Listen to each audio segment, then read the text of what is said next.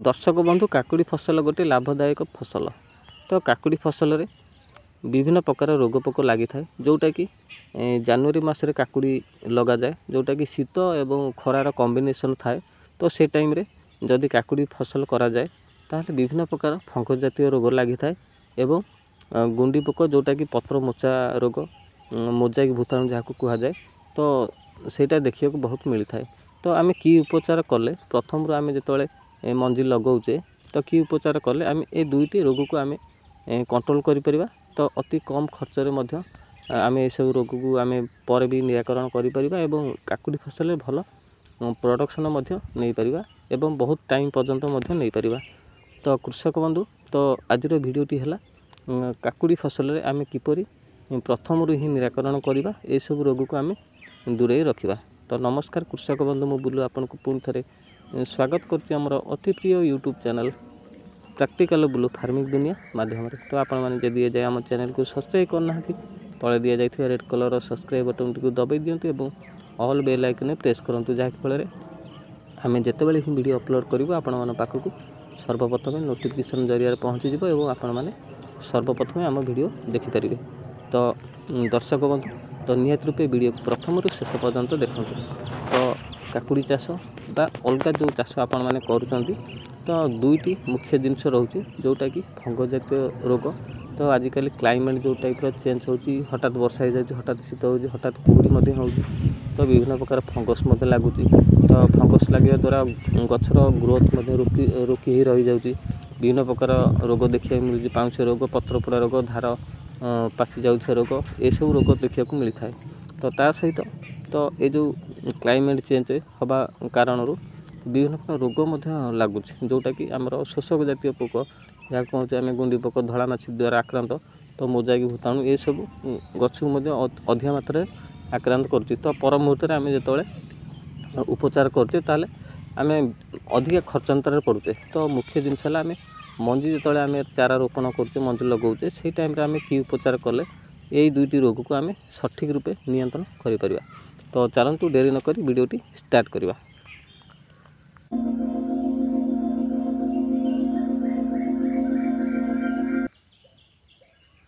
दर्शक बंधु आम जेकोसी परिबा चाष करुचे तो रोगटा बढ़ीगला आम मेडिसिन स्प्रे करुचे। तो रोगटा बढ़ीगला डोजेस अधिका दरकार होची।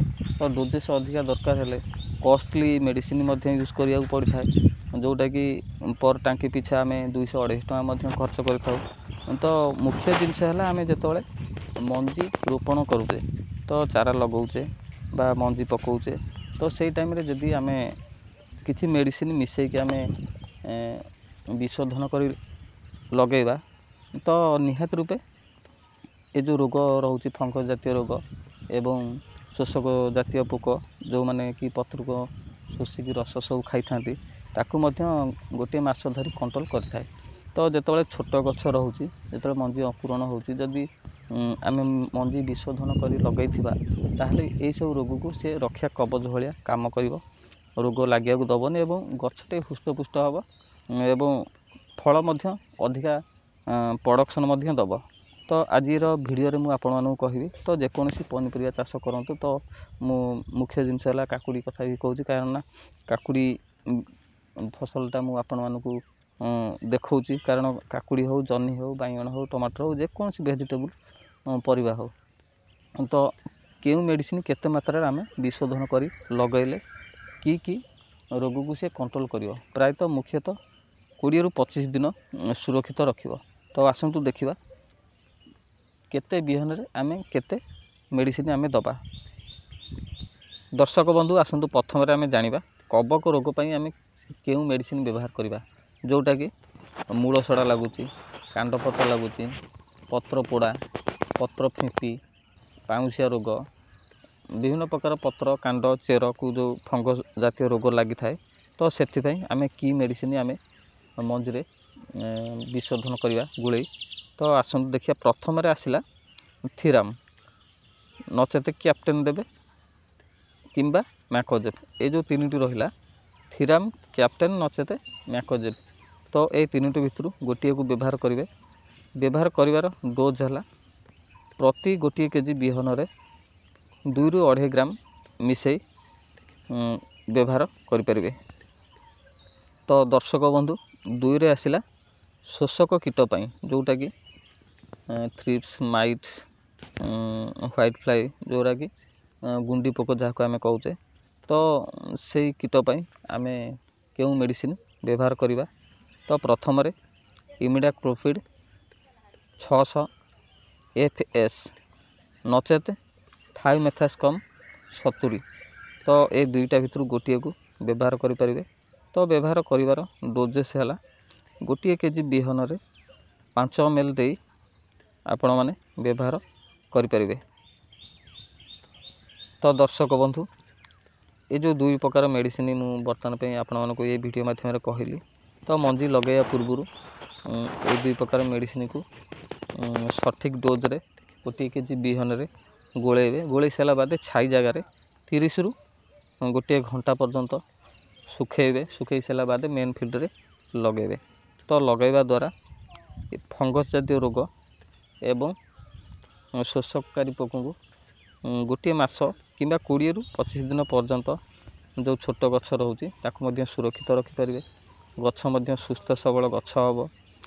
ସୁସ୍ଥ ସବଳ ଗଛ ହେଲେ ପ୍ରଡ଼କ୍ସନ୍ ମଧ୍ୟ ଭଲ ହେବ। ଚାଷରେ ମଧ୍ୟ ଆପଣମାନେ ପ୍ରଫିଟ୍ ମଧ୍ୟ କରିପାରିବେ। ତ ଯେଉଁ ଚାଷୀ ଭାଇମାନେ ମଞ୍ଜି ବିଶୋଧନ କରି ଲଗାଇ ନାହାନ୍ତି, ତ ନିହାତି ରୂପେ 1 ସପ୍ତାହ ପରେ ମ୍ୟାକୋଜିବ୍ ସ୍ପ୍ରେ ମଧ୍ୟ କରିପାରିବେ ତ ଫଙ୍ଗସ୍ ରୋଗ ପାଇଁ। ତ ଦ୍ୱିତୀୟତଃ ଗୁଣ୍ଡି ପୋକ ବା ଶୋଷକକାରୀ ପୋକ ପାଇଁ ଇମିଡାକ୍ଲୋପିଡ୍ ନଚେତ୍ ଥାଇମେଥାକ୍ସମ୍ ମଧ୍ୟ ସ୍ପ୍ରେ କରିପାରିବେ। ଦର୍ଶକ ବନ୍ଧୁ, ଆମେ ଯଦି ପ୍ରଥମରୁ ଏହିସବୁ ଉପଚାର କରିଥିବା ତାହେଲେ ଫସଲରେ ରୋଗ ମଧ୍ୟ କମ୍ ଲାଗିବ। ତ ଯଦି ଉପଚାର ଆମେ ନ କରିବା ତାହେଲେ ଅଧିକା ମାତ୍ରାରେ ରୋଗ ଆକ୍ରାନ୍ତ ହୋଇଥାଏ। ତ ସେଇ ରୋଗକୁ ଠିକ୍ କରିବା ପାଇଁ ଆମେ ବିଭିନ୍ନ ପ୍ରକାର ମେଡ଼ିସିନ୍ ସବୁ ପ୍ରୟୋଗ କରିଥାଉ। ତ ଯାହାକି ଫଳରେ ଅଧିକା ପଇସା ମଧ୍ୟ ଖର୍ଚ୍ଚ ହୋଇଥାଏ ଏବଂ ପାଖାପାଖି ଦେଖିବାକୁ ଗଲେ ଚାଷରେ ଏତେଟା ମଧ୍ୟ ଲାଭ କରି ହୋଇନଥାଏ। ତ ଯେତେବେଳେ ରୋଗଟା ବଢ଼ିଯିବ ସେଥିରେ ଖର୍ଚ୍ଚଟା ମଧ୍ୟ ଅଧିକା ଲାଗିଥାଏ। ହାଇ ପାୱାର ମେଡ଼ିସିନ୍ ମଧ୍ୟ ପ୍ରୟୋଗ କରିବାକୁ ପଡ଼ିଥାଏ। ତ ଯଦି ଆମେ ସଠିକ୍ ରୂପେ ପ୍ରଥମରୁ ଆମେ ଉପଚାର କରିବା ତାହେଲେ ଚାଷରେ ମଧ୍ୟ ଭଲ ପ୍ରଫିଟ୍ ମଧ୍ୟ କରିପାରିବା। ତ ଦର୍ଶକ ବନ୍ଧୁ, ଆଜି ଆମେ ଜାଣିଲେ ତ ଯେକୌଣସି ଚାଷ କରିବା ଯଦି ମଞ୍ଜି ବିଶୋଧନ କରି ଲଗାଇବା ତାହେଲେ ଏହିସବୁ ରୋଗରୁ ଆମେ ନିଜ ଫସଲକୁ ମଧ୍ୟ ରକ୍ଷା କରିପାରିବୁ। ତ ଦର୍ଶକ ବନ୍ଧୁ, ସେହିପରି ଯଦି କାକୁଡ଼ି ଫସଲରେ ଆମେ ଏହିସବୁ ଉପଚାର କରିବା ତାହେଲେ କାକୁଡ଼ି ଫସଲରେ ଭଲ ପ୍ରଡ଼କ୍ସନ୍ ମଧ୍ୟ ନେଇପାରିବା ଏବଂ ରୋଗ ପୋକ ମଧ୍ୟ କଣ୍ଟ୍ରୋଲ୍ ମଧ୍ୟ ଅତି ସହଜରେ ମଧ୍ୟ କରିପାରିବା। ତ ଦର୍ଶକ ବନ୍ଧୁ, ଭିଡ଼ିଓଟି କେମିତି ଲାଗିଲା କମେଣ୍ଟ ମାଧ୍ୟମରେ ନିହାତି ଜଣାଇବେ। ଭିଡ଼ିଓଟି ଭଲ ଲାଗିଥିଲେ ଲାଇକ୍, ସେୟାର, ସବସ୍କ୍ରାଇବ୍ କରିବାକୁ ଜମାରୁ ବି ଭୁଲିବେ ନାହିଁ।